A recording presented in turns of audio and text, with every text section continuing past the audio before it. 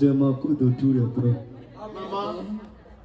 မဟာမုနီရုပ်ရှင်တော်မြတ်ကြီးရဲ့ဗုဒ္ဓဘုဇနီယပွဲတော်ကြီးကပြခွင့်ရဖို့အတွက်အလုံးအမတန်မှကံကြောင်းတရားအကြောင်းအထောက်ပံ့ကောင်းမှဖြစ်တာရဲ့ရေဆက်ရှိလို့ပါဗျာကကျင်တိုင်းလေကခွင့်မရတဲ့ဗုဒ္ဓဘုဇနီယပွဲတော်ကြီးမှန်ပါဘူးကျွန်တော်တကယ်ကိုကံကောင်းပါတယ်ဟုတ်တယ်ပြီးရတဲ့ရက်ကတကယ်တမ်းဒီရက်ဆိုရင်ကျွန်တော်စက်တပယ်တီတောင်ချင်းတစ်နှစ်ပြည့်ပါပြီ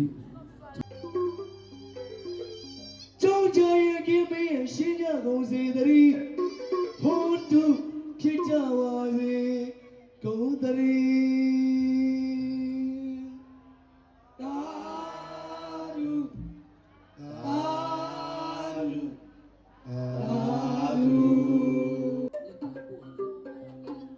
မြေတာထားမကင်းကမြေတာရင်စွမ်းကြောင်းတော်ပေါင်းတို့သည်ဟာတော်ညံ့နေမင်းသားတော်ညံ့နေမင်းသားဒါလေးတော့မတက်တယ်ဘာလို့လဲတော့တက်တယ်ဆိုတော့လည်းဘယ်လိုတော့အဲ့ဒါလေဖြတ်တာနဲ့ကလေဖြတ်တာတန်တာလေးနီဟာဒါကြောင့်မလို့မန္တလေးမှာ MPD တွေတိုင်မမိတာဘာဖြစ်လို့လဲတိုင်ထောက်တတာလေးကြာဒီကလေးစကားတော့မပြီးတော့ဟုတ်တယ်တတာလေးကြာတတာပြပြနာမတူလေ